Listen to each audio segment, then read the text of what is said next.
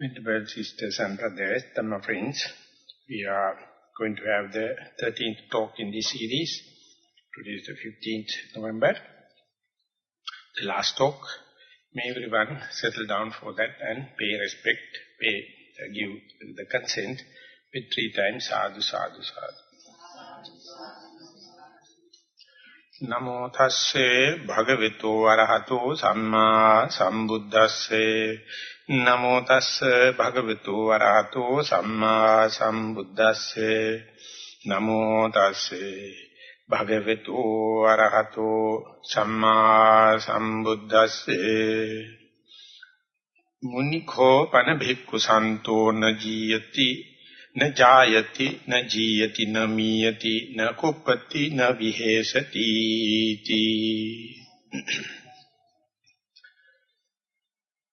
Dear sisters and brothers, Dhamma friends, up to yesterday we were taking this discourse of the Buddha known as Dhathu Vibhanga Sutta, and where the Buddha mentioned one person means nothing but 6 elements, and Chadhaturo Yampurisho, and in many ways he was explaining the same thing to the visiting monk known as Pukusati, and explained, and yesterday he mentioned on whatever may be the concept, if one is going to conceive or assume that he should be considered as a deceased person, or with a person with a thought and mentally eccentric person. So therefore the main aim with the help of understanding these 6 elements is to not to assume or not to conceive with these concepts, and then the Buddha called, it is worth calling a sage with peace, the highest peace or noble peace. So, to reiterate that, or to give the profundity to that, further, the Buddha says, Muniko panabhikkave santo na jayati, na jiyati, na miyati, na kuppati, na vihesati.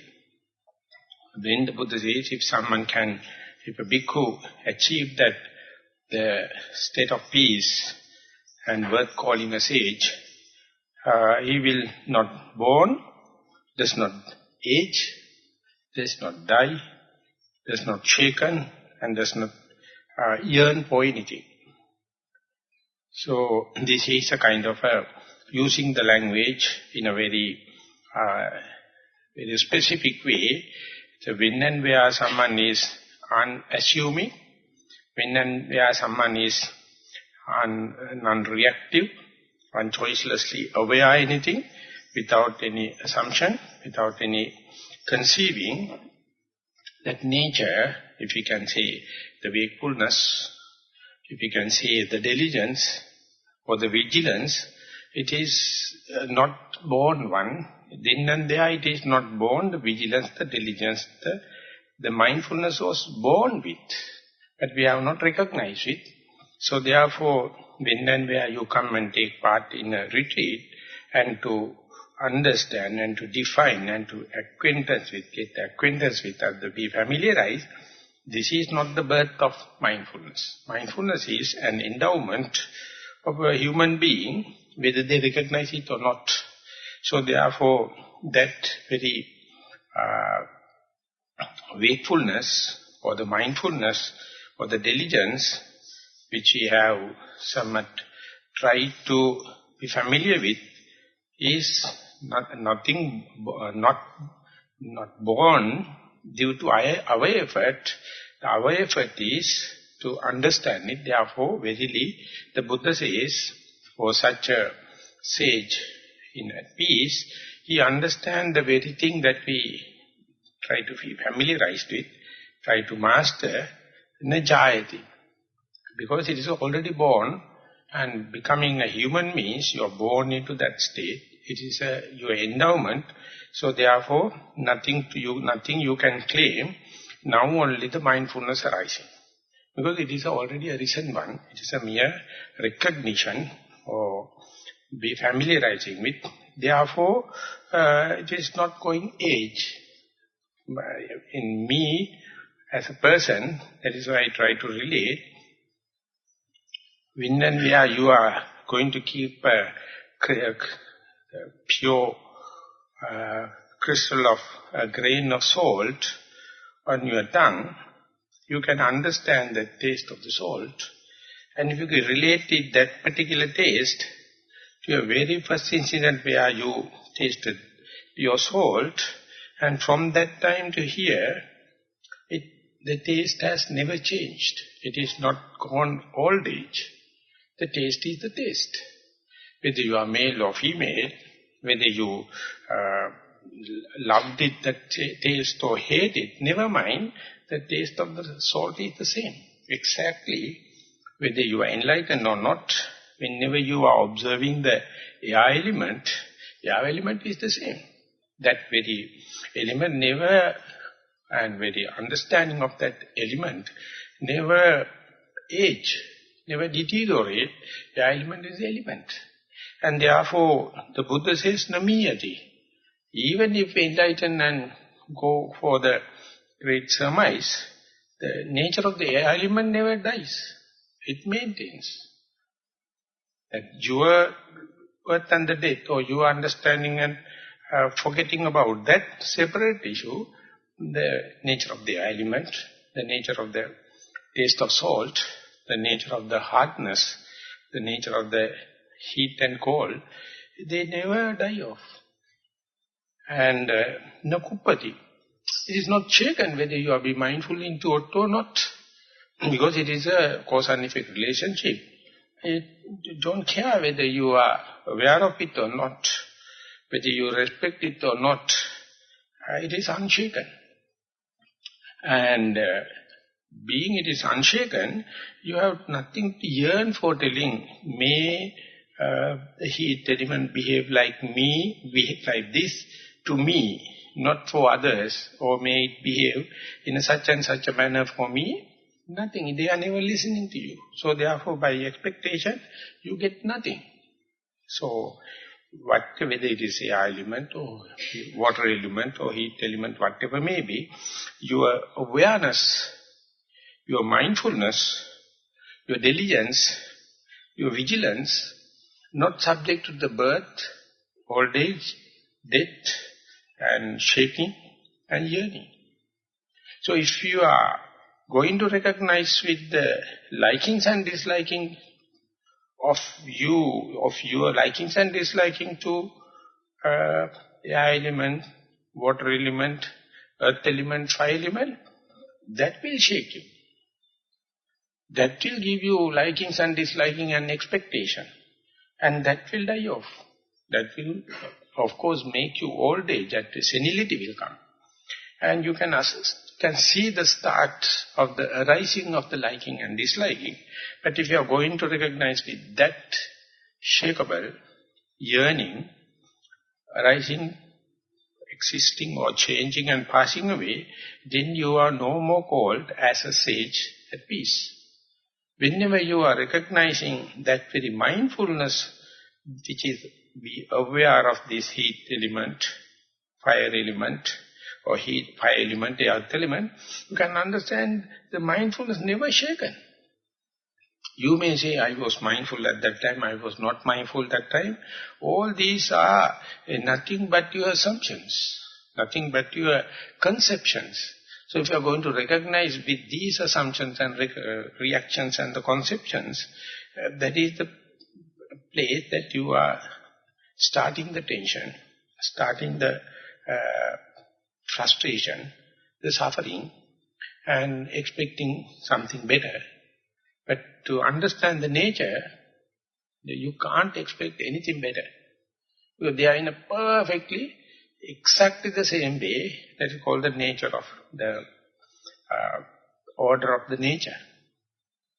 So, the Santo Muni, that means a sage at peace, he understands what is the assumption, what is the conception, what is the reaction, and you understand upon what kind of a basic things, upon the 6 elements only, you have these assumptions and conceptions, reactions, selection, choice, and these are the cause for suffering. That is because you have the inner nature of manipulating this and adjusting this, fabricating this. Each and every such adjustment, fabrication, is going to, it is subject to the birth, old age and death, and end up with this shaking nature because they are subject to changes, and ultimately you creator also get subject to change.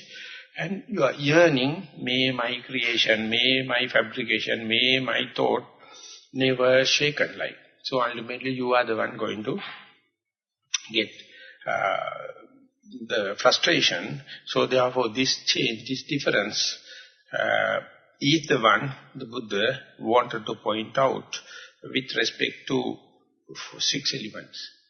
This is not the only way. There are a lot of other ways to indicate. Of course, within this particular discourse itself, the Buddha has taken many other nuances and the shadows of the same thing and try to see the untrained mind, unrestrained mind, always try to assume or presume or conceive or react toward the 4 elements.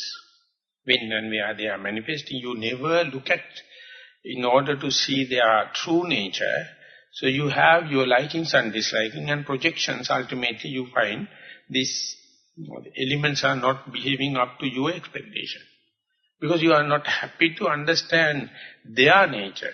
You are not trying to fit yourself, adopt yourself to understand the true nature of the elements. Instead, when and where they are manifesting, you have materialistic expectations and your pedantic thinking.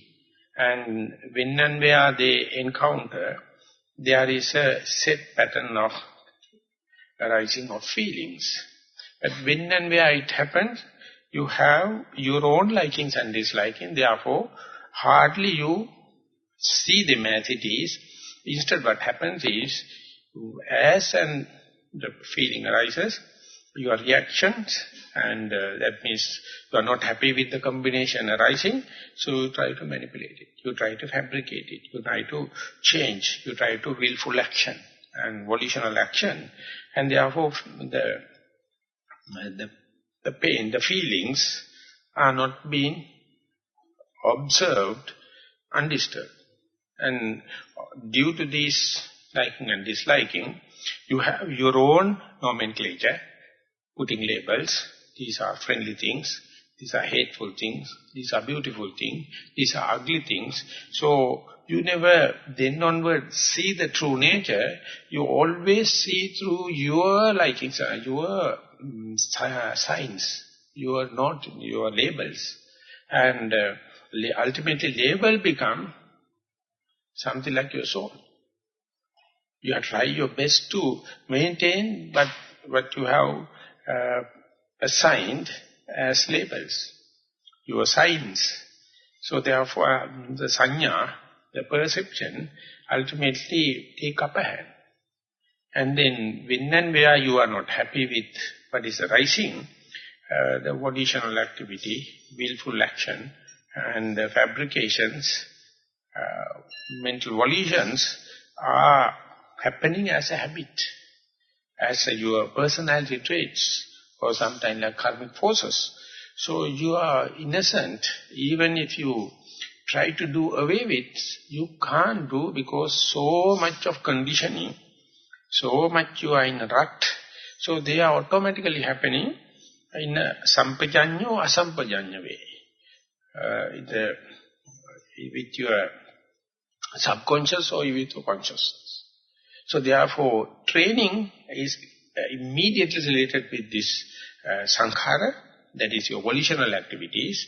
So if you try to understand the thing, how your reaction makes so much of friction, how much your assumption and conceiving create a friction instead of see things as they are. Not only the assumption and reaction make turmoils, but on top of that you have your projections, you have your proposals, you have your own fabrications, and there are some other things due to early habitual actions, early accustomed. Now they are happening as subconscious, some are conscious.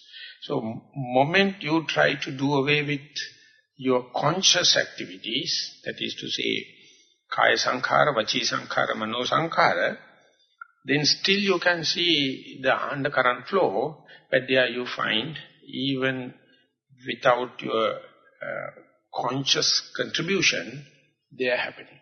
So then only you can understand, each and every moment, if you are not mindful, you are contributing, you are fertilizing these habitual actions or conditional thing is always eccentric.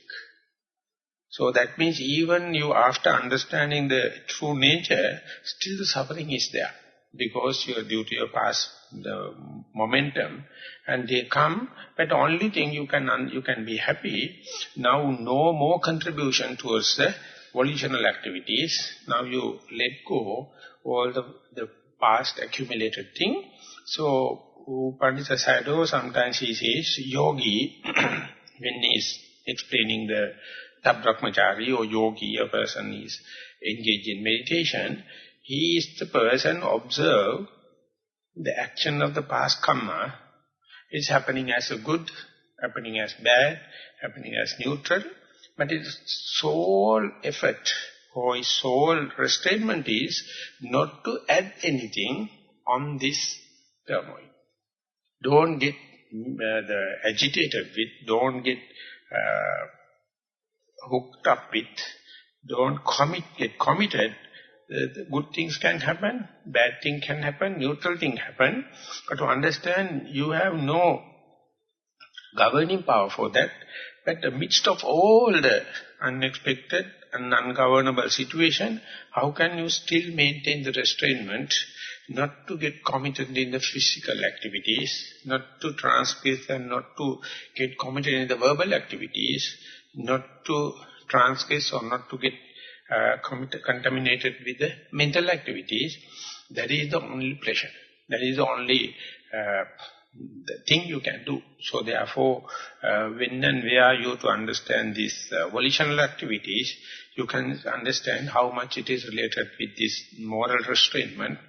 So further into the concentration restraint and wisdom restraint, the volitional activities are the thing you must take care about. And of course, your way of behavior is not the fellow meditators' way of behavior, but there is a kind of a universal pattern too. That is why the Buddha can come out with a common way out, common answer. So therefore, you have to tailor it according to your personality trait. So understanding volitional activities, even these volitional activities are product or progeny of the mind.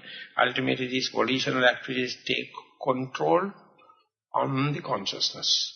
So therefore, sankhara pacca vijnana, whenever your volitionally get activated, the consciousness is going to take mean advantage of it.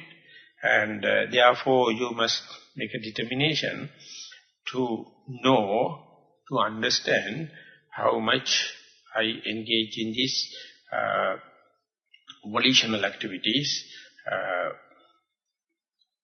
chetana, creative thinking, volition, will, and when and where it is happening, under the undercurrent of that habitual things also happening, very difficult one to sort it out, how it is happening. So when and where you restrain yourself to not to contribute with these volitional activities, still you can see the consciousness is continuing due to the past accumulated habitual actions, and ultimately, Khinang Puranang Navannati Sambhavang Viratta Chitta Ayati Ke Bhavasmi, when and where this momentum reduces, and if you manage to not to give new volitional activities, then as a oil lamp is going to cease with the burning of the remaining oil and the wick, everything burnt off. Likewise, if you are not adding new oil, if you are not adding new wicks, that is the end of it. Khinam Puranam, the past accumulated, finished. Navangnati Sambhavang, you manage with your whole effort not to give new volitional activity, Navangnati Sambhavang. Viratta Chitta Ayatike Bhavasmi, no future rebirth expectation. No, you have no much of a future plans. Ayatike Bhavasmi, Nibbanti Tiraya Atayam Patipo. Then the sage, the peace at peace, is just like a the oil lamp, finish it off exactly the way it is going on. So therefore, Sankhara part, you have to understand, even if you manage to not to add new thing, but still the momentum is going. For example, if you try to catch a gecko, it will shed off its tail and run away, but if you look at the tail, it has its own movements, it has its own characteristic movement to pull the attention so that the gecko can hide itself. So the tail is moving. Even after you make a successful effort not to create new volitional activity, the past things are running just like a broken tail of the gecko. It appears like a living thing, but it has no any consciousness or mind as such. So now you can understand how it is going on. So therefore, what the Buddha mentioned is, this very thing you understood is nothing new. It is you are born with. Only the thing is that this very awareness, this very diligence and the vigilance is not going to appease your sensuous desire. So therefore you undermine it, you find 1,001 excuses not to be mindful, but to get engaged with external work. So therefore, the mindfulness never going to bear fruits because of that your non-recognition. So moment you recognize, you feel like as if something new, but more and more to be familiarized with the mindfulness, you may find even the other person sitting behind you may not be mindful, may be unmindful, but still he and the person as me who have some acquaintance exactly the same potential. Potential-wise, no difference. Or you can consider, now I am little bit mindful, my past was not. But the potential-wise, from the past to the here, no progress. Exactly the same mindfulness. So therefore, the Buddha says, Ajayamano kinjisat. If something not born, how could he die? How could he come old age? If it is not something is not getting old age, how can it die? And if it is so, what is the reason to be shaken? And what is the reason to be yearn? So that is how the piecing thing happen. So therefore, one has to put that into a radical reflection in different viewpoints.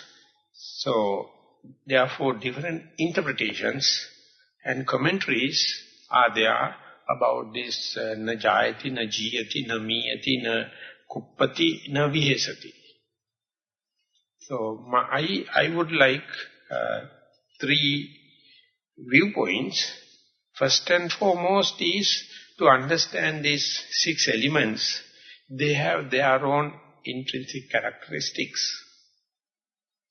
Whether you are aware or not, they are not performing for you.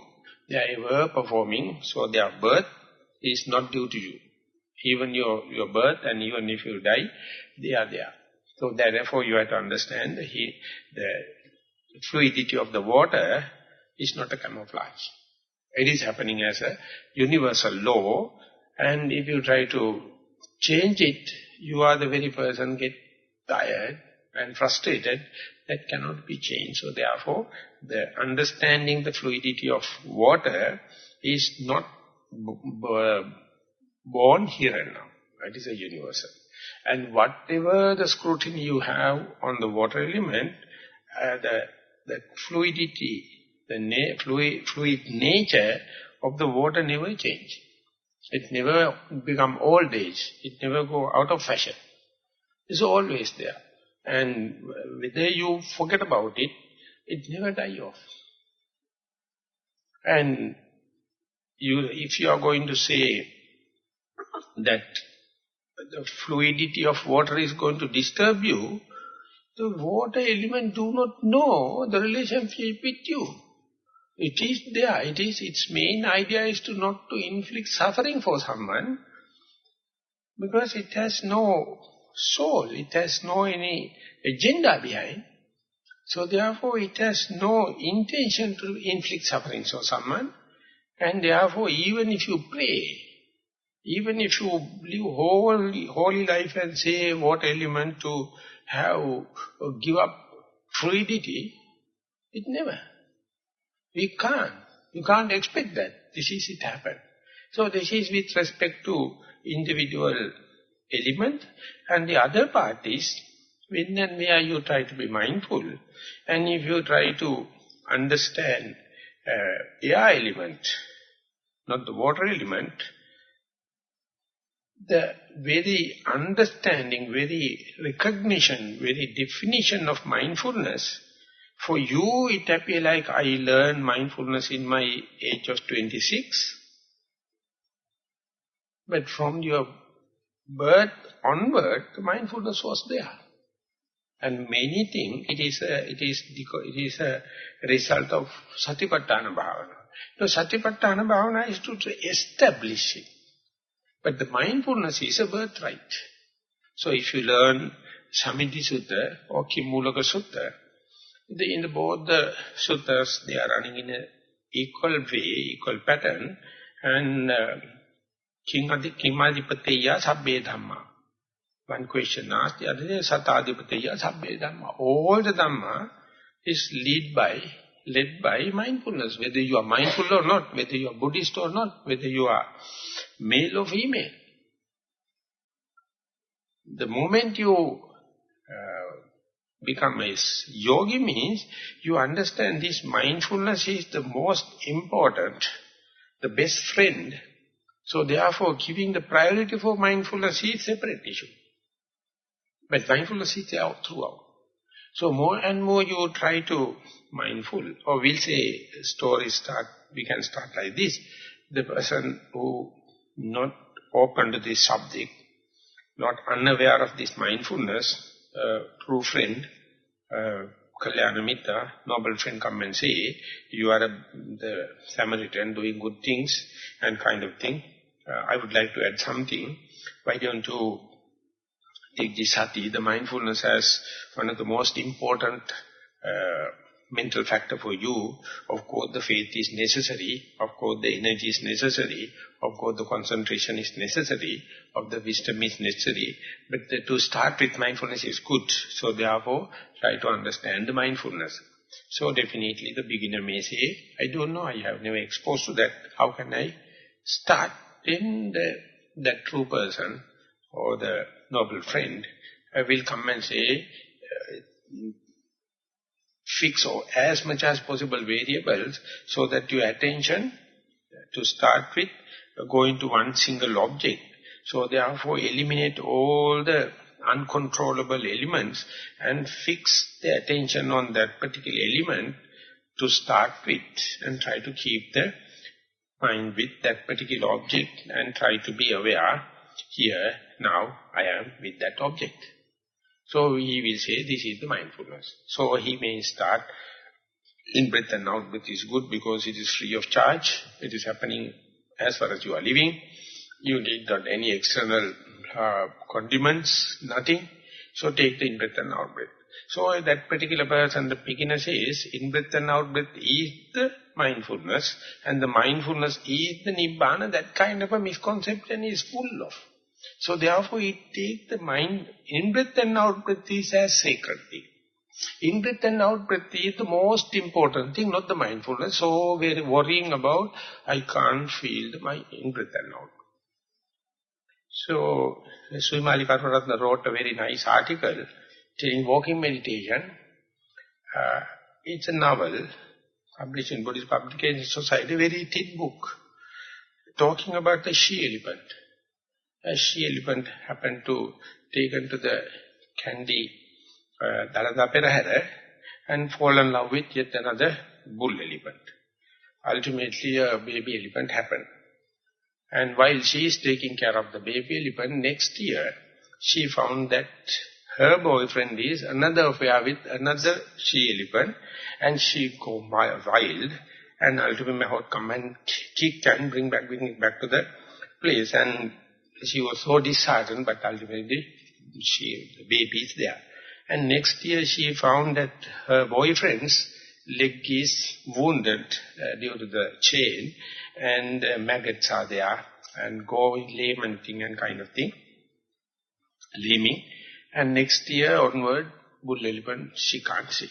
And she thinks that she's off. And only the solace is that baby elephant she is taking care.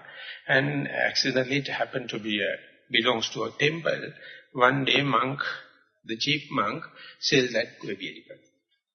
And she can't understand what is happening. That is also taken off. Now she is so desperate and walking up and down and telling that everything is a panic and hysteria and no psychiatrist. And you see that so much of problem. While it is happening in the close by meditation hall, people come and they get together. And one monk or nun come and ask, so if you have that kind of a problem, husband gone, child gone, and now you have to meditate and be mindful on the breath. And keep the attention on the top of your upper lip. And now she-elephant is trying, she says, I don't have an upper lip. So what the nonsense, what the difficulty. She was so desperate, so it is out of the question. Now she is again waiting, and next day, the same teacher came and said, if you can't find the in-breath and out-breath on the top of your upper lip, you can do walking meditation. And she was now very carefully asking, because I am deprived of this upper lip, so I am not possible to earn mindfulness in sitting meditation, only the walking meditation. And she says her skin is so tough, and she can't feel the crispy nature of the sand or anything. But anyway, ultimately she is trying, and one day he knocked on a pebble and she can feel the impact. And she then onward developed the technique on the walking meditation, and ultimately then onward Srimali is taking a better chance explaining how to do walking meditation even without the in-breath and out-breath. And that indicates whenever the true person come and try to give basic hints for the mindfulness, the beginner only catch all the examples and epithets, not the fact. So therefore, when someone says, remove the disturbing variables, go and sit in comfortable way, and let the breath to arise, and because that is your object of meditation, the yogis start force breathing. And few minutes time, headache happens. So family members will understand, before the meditation, he or she is very good. Now, after starting meditation, lot of headaches. So people understand meditation leads to madness. I think it's fair enough, because all the mad people are meditating. They don't understand what is the message is. And if someone says, I am being instructed to look at the breath, and instead I can't see it, so I can feel the rising and falling, they consider it is inferior than the in-breath and out-breath, because my teacher is always taking instead of the rising and falling, in-breath and out-breath. So it's a hell of a problem. To the beginner, it's a hell of a problem because they don't understand the tool. They take the tool as the end. So imagine how much of effort one has to take to understand the mindfulness as such. Because it's already born with. It's a birthright. But to put into practice, it takes so much of, you have to go through crooked paths. Ultimately, when you develop mindfulness in a fair way, of course you can start with sitting posture. Of course you can start with in-breath and out-breath. When the sound happens, that is also an object. A thought happens, that is also an object. Because that object is come by itself. But it is not to disturb or get shaken away from your breath. It's a natural cause. And the pain can happen. Verily that will be an object of meditation. And ultimately still the mindfulness can continue. But if you have to understand the basic idea, what is to be maximized. Not the breath. Not the primary object. It is the most recurrent, repetitive object. That is a suggestion. That is a tool. But it takes, sometimes it has to, you have to take number of retreats. Not only sittings, to understand, now our main effort is the mindfulness. But meanwhile, you have a different love affair with concentration. And worrying about, I am meditating, I don't get my boyfriend, I am not at peace with my love affair, because whatever you are teaching, my idea is to have the concentration. So then you can see that petrol engine, you are going to run with diesel. So you have to do only decarbonization of the machine, because this is meant for petrol. So that is why the Buddha says, you develop mindfulness, and when you are developing mindfulness, of course you start with the breathing or sitting, but that does not indicate the whole life you have to sit and do in-breath and out-breath. And whenever you are introduced, you are assuming that kind of thing, how can I be mindful all the day? That means you are imagining throughout the day, without going to the toilet, without eating, sitting and meditating. This much of misconceptions are there. So when and where you understand it, naturally you find it is mixed up with pains, mixed up with thoughts and all the other kind of thing. But still, if you can maintain the mindfulness, and you will understand mindfulness is akuppa. You can't shake it off. Even you are successful or not, even you are mindful or not, now you are better, more aware that I am not mindful. Because now you keep accounts with. So this, one has to come out with a lot of aphorisms and tactics to indicate more and more you accumulate data under your very nose. You have to understand you are not going to find gold, jewels or any precious thing inside. You find your mistakes. But even then, whatever may be, your accountability, your bookkeeping is increasing. So therefore, you must have so much of understanding to facilitate it, understanding that I can't keep the breath more than 5-6 times or 5-6 seconds, and then it is jumping to or wandering to other objects. So you talk with a very desperate way, I can't keep the breath, or I can't keep the mindfulness with the breath. But the person who advance, who know it, really they know. Even if you are going to say, I can keep my mindfulness is 10 to 15 minutes in the breath, you know the person practice, no, it is lying, you are lying. Because mindfulness can't continue with the breath. Because the breath sometimes disappears and again in-breath disappears and out-breath happens. So you feel like you are keeping throughout the mindfulness, but meanwhile a lot of thoughts are coming and going. A lot of sounds are happening and going. A lot of pains are happening. You unnoticed it goes. So therefore your happiness is, I can maintain the breath. But when you are going to give a detailed account, you can see never the stream of consciousness become pure. It jumped from one to the other and it fallen into a blind spot.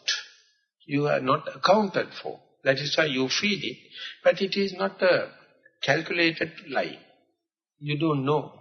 When you keep on practicing only, you will understand. While keeping the attention in the breath, still the mind can listen something and come back.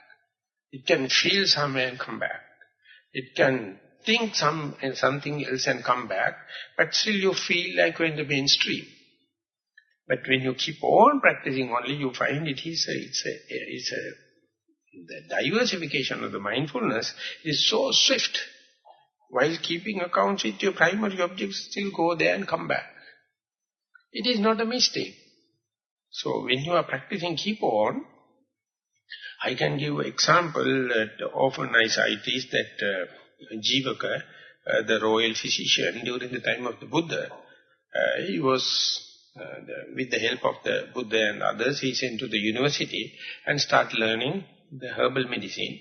And it happened him to start with the recognized herbs. And if you take one plant, they have different qualities. Roots are different, barks are different, leaves are different, flowers are different, fruits are different. There are different chemical combinations. So that herbal medicine, they have to remember what is the good and the bad of the root, what's the good and the bad of the bark, the leaf, the flower, the fruits. And then you can say that I know that plant, this plant is good for this and that, this is ailments. And next day you take another plant and you understand the herbal plants. So we have, nowadays it is again catching the momentum and interest. When you go to the forest, that many villages, they understand herbal plants. But the Jivaka went very deep into, and ultimately he got the as much as possible knowledge from the teacher, and he got a dissertation. He had to write a report. So what the teacher told was, you go into the forest and find a plant which is not valuable in herbal medicine. So he went to the forest and searched 7 days, day and night. He can't find a single plant which is useless. Because he can find each and every plant has a kind of a herbal importance. So likewise, at the beginning, you have been assigned to be mindful on the in-breath and out-breath. Slowly,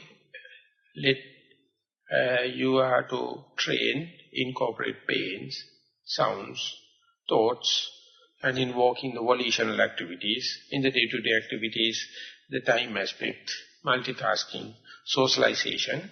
And ultimately, it is invariably asking, slowly when you are diversifying, what is the task in this world you can't do with mindfulness? Nothing. That is what the Dhammanupassana means. So when the Dhammanupassana happens, you are free from your posture. You are free from your master. You are free from your meditation center. You are free from the meditation the methodologies to start with only all these things. So therefore, today also in the question and answer session, the ladies are asking a perfect master and the perfect place and perfect continuity with the meditation center. Bhante, if you can put up with that, you will get enlightened. They expect daily have is all the conducive condition in order to keep the mindfulness. They never understand how the mindfulness is catching and diversifying. At the beginning it must have the conducive conditions, but not throughout. That is because you always think from the rational way, the linear way, and therefore you weakening your mind.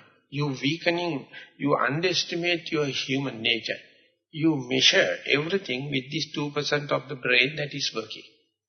You have no thought, you have no idea about what will happen if all the 100% going to work.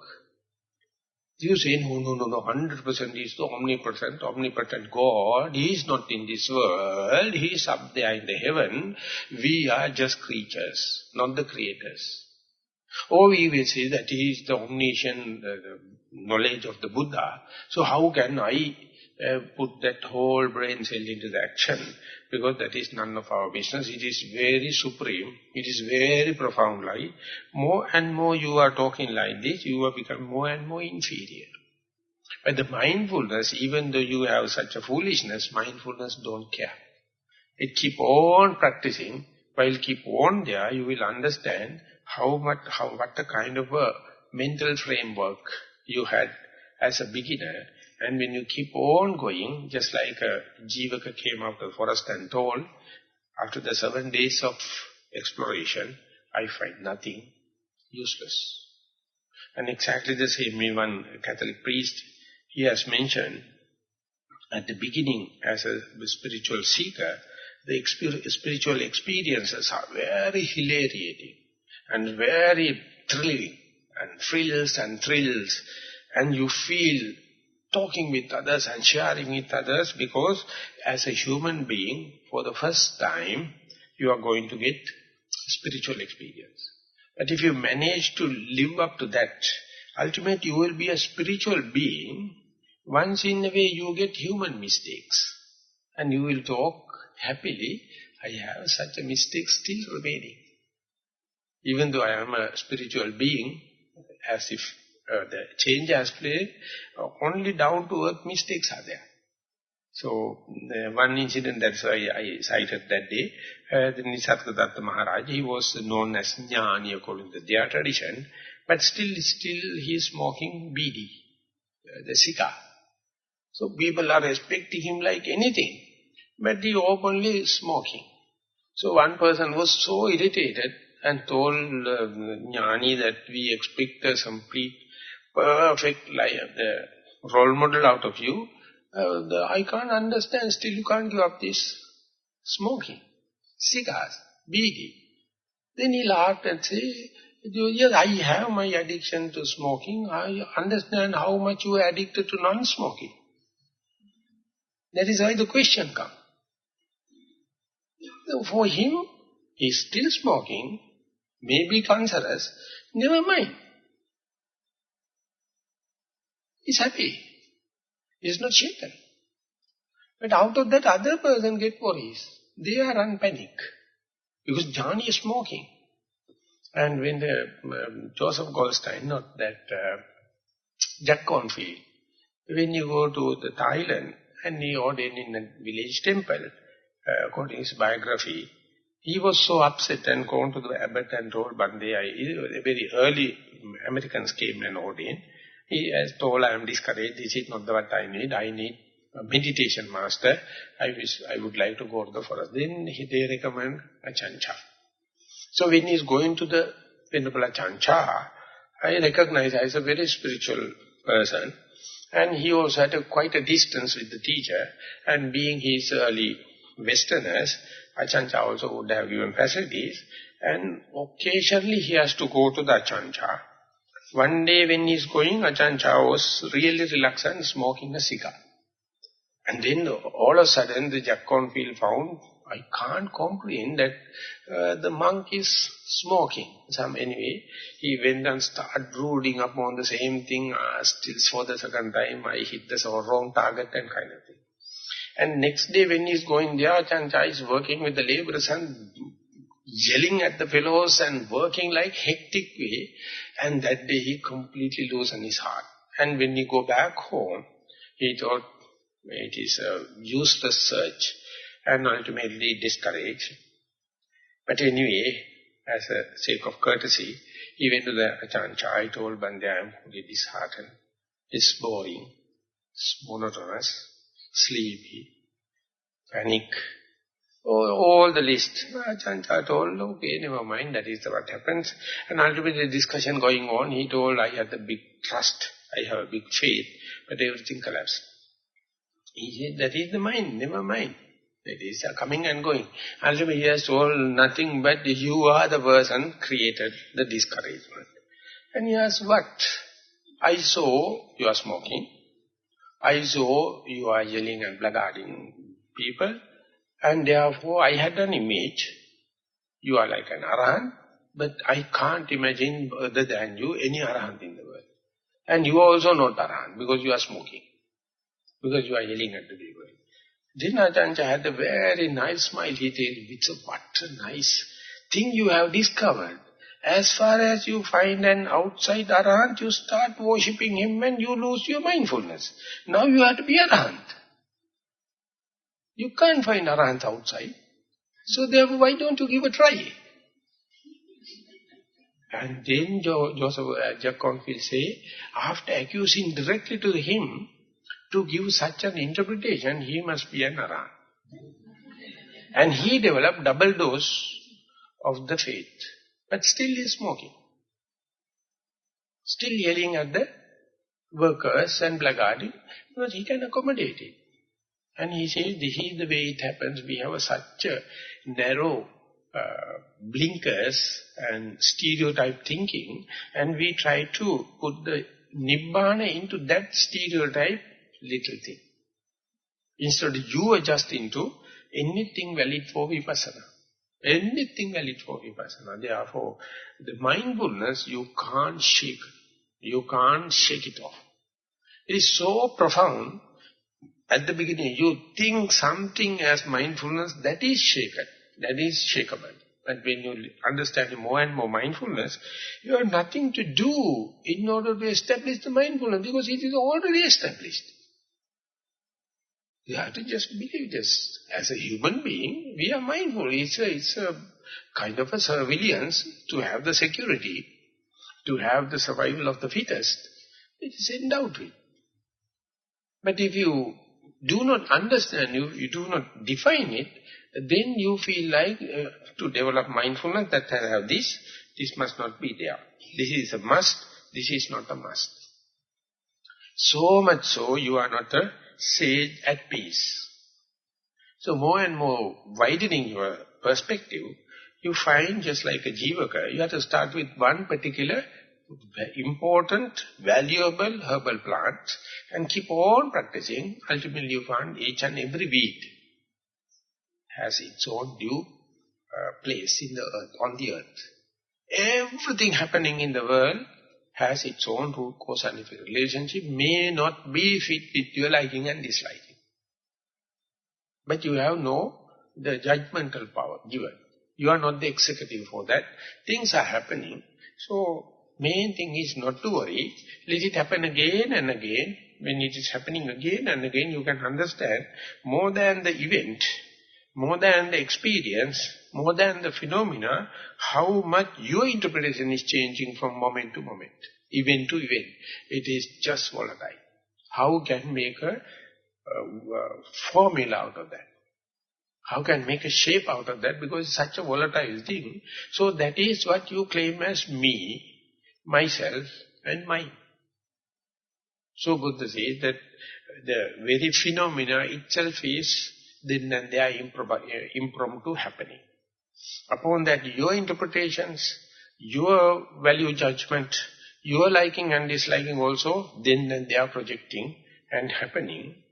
So, if you are not waiting to see the same thing again and again, if you are going to get upset and shaken by the very first sight, your mind is not trained. You are not mature enough, and you have the patience to look it again and again. So therefore, the very first thing we call face value or superficial thing, of course it is not trustworthy. Our organs are not trustworthy. So therefore, repetitive application, it's very scientific. That's the way science is going to prove a theorem. It must be provable any place, and repetitive application must give the same answer. Then only you accept this as a theorem or formula or particular gadget. But the Buddha, and that is based upon the notion of permanence or eternalism. But the Buddha says, look at the same thing again and again, see how much your interpretations are changing. So therefore, thing also impermanent, your interpretations also impermanent. So therefore, by repetitive application, you are not deciding on the external thing. It is just not enough data to decide because ever changing, and your mindset itself is ever changing. So therefore, ultimately, instead of deciding external or internal, the common character of changing nature will come out and manifest. And that is being called anicca. That is being called the impermanent, arising to pass away. But his arising is not the one passing away. A recent one shift into, evolve into, metamorphosize into, and then it disappears. So you are the only witness how it arises, how change, how evolve, and disappear. And the other person see another thing, and how we can communicate under such circumstances, because we are talking about two worlds. So any theorem, any kind of thing based on the eternalism. But within this changing nature itself, Buddha assimilated this Noble Eightfold Path. It's also appear like a theorem. It's also appear like a formula. And when you keep on practicing, you find it has its own intrinsic value, practical value, but not to take as a, not to something to be assumed. Not to something to claim this me, mine and myself. That is also the only mere practical, pragmatic value. So therefore the Dhamma, so-called, we call Dhamma very precious, very profound, very respectable. But the Buddha says, that is also mere something to be thrown away. Dhammo pivo bhikkhave pahatabba, pageva adhammo. If it is so, what about the adhamma? That is the misbehaviors, physical, verbal, mental. So therefore don't take it as if something profound and valuable. Take it in its due value. And when it is happening, you find the underlying tendencies, the underlying, the current, that is a universal truth, the water element, the earth element, the fire element, the air element, and the absence of it is the space. And measuring this as existence, that is not existence, this is eternal and non-eternalism, this division is by the consciousness. In order to have this, you have the relativity. Out of the relativity, consciousness is going to get the upper hand, and with the establishment, it always try to say black versus the white, good versus the bad, the auspicious versus the unauspicious. So it is discrimination. So when and where the discrimination happen, you are in a tension, you are in a frustration.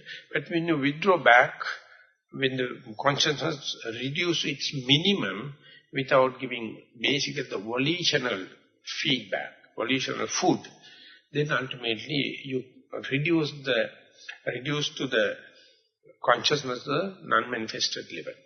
It can't reflect something. So that's the maximum you can do. So when this is happening, the Buddha says, he is worth calling the true sage at peace because unshakable. And for him, there is no future yearning. The contentment is here and now. So the Buddha, it's a conclusion, he says, the yataditam manyusvana vattanti manyusache bhikko kopalena appattamanam muni santoti uchati. He has no conception. He has no assumption. Unassuming, non-reaction. That is what I call sage, at peace. And that is the way you make use these 6 elements, as a tool. So that is why I explained at the beginning, one person is nothing but 7 elements. And when this kind of a profound, lucid talk given, the Pukkusati, the listener, came to know the speaker is not a normal person. And he understood, he is the one I was imagining as my preceptor and my teacher. And he went and prostrated, telling, Bhante, I am sorry, I called you as a friend. That is because I was not mindful, I was not aware of it. Now I know you are the Buddha, you are the Sugata, you are the enlightened one. Please forgive me for calling you as a friend. Then the Buddha says, verily, You have transgressed the norm and the code. But anyway, you are the very person understood that your transgression, and you are the very person apologizing and confessing. And the Buddha says, this is the greatest thing in the sasana. If someone understands one's transgression and apologize, and that is giving a huge boost to the disciplinary code. So those who do not understand one's transgression, do not apologize in the proper time, it is reason to be discouraged, reason to be defeat and backwardness. But if we really understand the transgression as transgression and confess in the proper time, that is the charging of the sasana battery. So therefore, the individual's task is to understand your limitations, understand your weaknesses, understand your transgression, but don't throw away. That's the highest thing. In other words, the Buddha says, the avijja, the unknown, is balancing with the known. That means understanding how much I know is the knowledge, nothing else. There is no other crystallizable, separate thing. Understanding how much I am ignorant is the wisdom. Avijja, vijjava, patibad, no. Working together, avijja rests upon the vijja. Understand the avijja means you understand how wise am I, because I know my weaknesses. I know my transgressions. I know my limitations. And so much so, you will never inflict any suffering for others, and you don't overestimate yourself. So Buddha is understanding his own wisdom maybe, because his original understanding, but he gives the other sentient beings the formula, when and where you understand your transgressions, when and where understanding your slips, when and where understanding your mishaps, that's the best. So we have to, please remember, to understand transgressions, to understand the mishaps, to understand your slips, there should have another person. It's ethical. As single being, without exposed to another being, you have no comparison between what is transgression and what is not transgression. You have no any understanding what is the happening and what is the mishap. What's the normal thing and what is the slip. So therefore you must have another idiot in front of you to become enlightened. Enlightenment is not absolute thing. You can't do by it yourself. So it is exactly coming back to the ethical value. You have to listen to others. They are the congregation is your Buddha. The consent of the congregation is your Dhamma. And this congregation, partnership of your congregation is your Sangha. And how to not to violate it is your Sila. So it is not something belongs to the India. It is not belongs to the 3,600 years ago. Now if we are living as a family, and if we understand as much as possible, if I can be aware, that's called social intuition. What is the likings and disliking of everyone? The Buddha comes. Then Buddha appears. And if you respect it, not telling that he is doing something wrong, she is not up to the mark, and they are lowly and they are highly. No, this is the nature. And the moment you understand, that is Dhamma.